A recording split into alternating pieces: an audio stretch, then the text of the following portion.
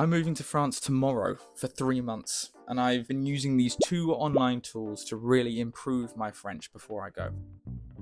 Right, we're going to do a hair reveal in 3, 2, 1. What do we think? Do we like it? Is it giving Arianki? Did I give Arianka or no? It's just one of those things, isn't it? Like, I'm not going to be in work for three months. I was like, why not? Let's do it. Quit my job, dyed my hair, moving to France. I'm not defeating the mental breakdown allegations, but we're strong. I'm getting everything ready. I'm just put my sheets in the wash, so I've got clean sheets to come home to. That'd be nice. Thank God I'm doing that.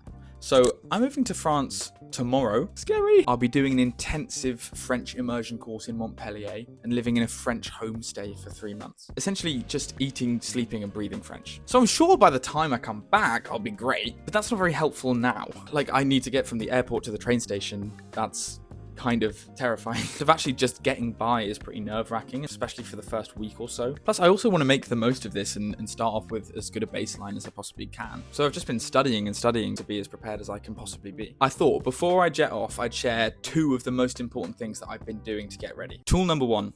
Language Reactor. Currently, I'm getting the vast majority of my vocab from Netflix using a tool called Language Reactor. The show I'm watching at the moment is called 10% or 10%, but you might know it as Call My Agent. This show is so funny. It's set in a Paris talent agency where a bunch of agents have to work with actors to stop everything from falling apart. The best thing is that all of the actors are real actors playing themselves. They even got Sigourney Weaver on the last season. I didn't even know she could speak French. I guess she's Canadian, I don't know. There's also this French man who is literally the most French man that I've ever seen in my life. Just him existing is actually quite funny. There are just so many phrases that are used in this show that you'd never find in a textbook, but are used all the time in France. And it's not just swearing, although it's obviously a lot of that. It's everyday phrases that people use all the time. But what does Language Reactor do? Honestly, what doesn't it do? Like, I couldn't ask for more. Language Reactor allows you to see French subtitles and English subtitles together and allows you to save phrases and sentences that you think are useful to learn. But that's just scratching the surface. There's so many amazing features on it. I'll make a video where I go into greater detail, but that's the basic summary. What I'll do is I'll watch the show at normal speed. If I see a word or a sentence that I don't know, I'll just click on the word and mark it to learn, or I'll click the star next to the sentence and I'll save it for later. Even if I'm having dinner or something like that, it's like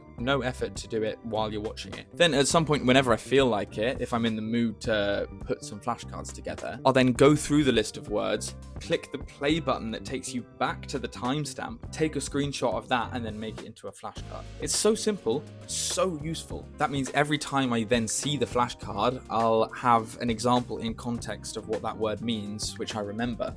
So it'll make it much more easy for me to actually absorb the meaning of that word. Honestly, with this method, it only takes a couple seconds to make a flashcard. It's a really streamlined process. I've just finished the first series and it was so full of incredibly useful phrases. I think I've made like the best part of 1,000 flashcards. And you might say 1,000 flashcards? That sounds insane. How would you possibly learn 1,000 flashcards and be able to remember them? Where's Anki, bro? This shit is magic. Tool number 2, Anki. Anki is a spaced repetition flashcard software. What is spaced repetition? It's a learning technique where you review information at gradually increasing intervals to improve retention and memory. Thank you, Google. Thank you very much. So Anki makes the system very easy. It works just in the same style as normal flashcards like Quizlet. But if you remember the card successfully, then you say good. If you forget the card or you didn't remember it right, you say I forgot, or again. You might make a flashcard and at first it'll show it to you until you can confidently get it right, and then it'll show it to you the next day.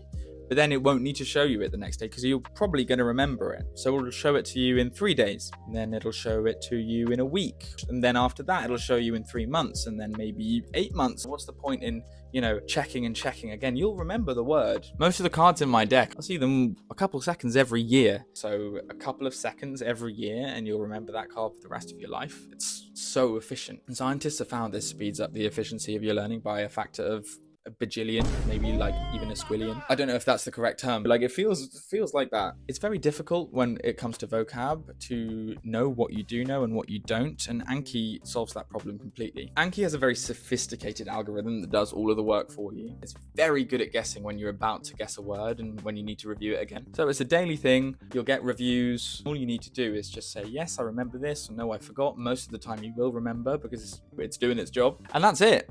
It's so simple. My French deck has about 6,000 cards in it, and I can see from my statistics that I can consistently remember about 90% of them, which is amazing. But actually, it's not out of the ordinary for Anki. That's a pretty standard retention rate. The one downside is it's pretty scary to set up, and it does not have a friendly user interface at all. This is not like Duolingo. Yeah, when you download it, you're just hit with that white screen. It's like, and the settings, oh, no. The first time you see it, it freaks you out. But there's a few steps that you can take, which are fairly easy. You can make it go from ugly bugly to actually looking quite nice. There's incredible tutorials on YouTube by much more skilled people than me, so I can link that down in the description for anyone who's interested. Some people prefer to use Quizlet. I think that's totally fair. There's so much to be said for having a good user interface.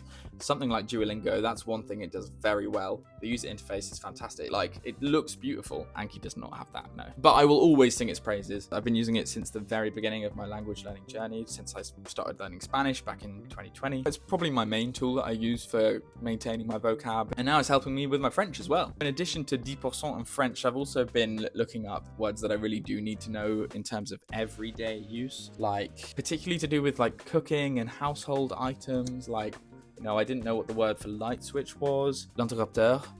So useful to know. Une cuillère. Spatula. Une spatule. It's shit like a colander. Like, who's gonna tell you that a colander is... Wait, what is a colander? Shit. Like une passoire. Like, that's actually mega useful since I'm gonna be cooking with someone in the house. I'll say une passoire. Spices, things like that. Cumin, le paprika, things like that. It's important. So those are the two main tools that I've been using to prepare for the move. And with a wider sense of understanding of daily French phrases or colloquial terms, I feel so much more confident going into French conversations and not feeling scared about missing important context in a conversation or going blank when I can't think of a word. I feel a lot less worried about that. And the nerves are still there, but I feel like I'm going into it with slightly more than absolutely no idea what I'm doing.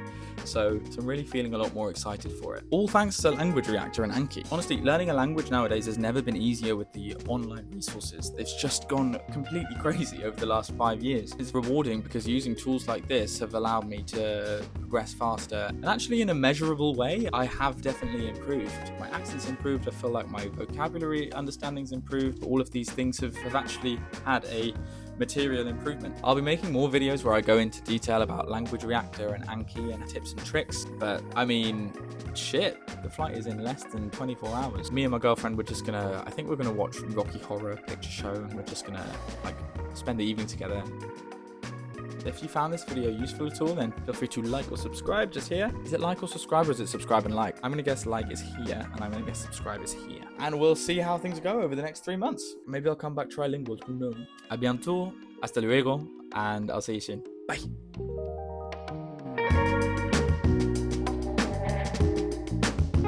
It's so cool the way that YouTubers slam their hand. Right, bye.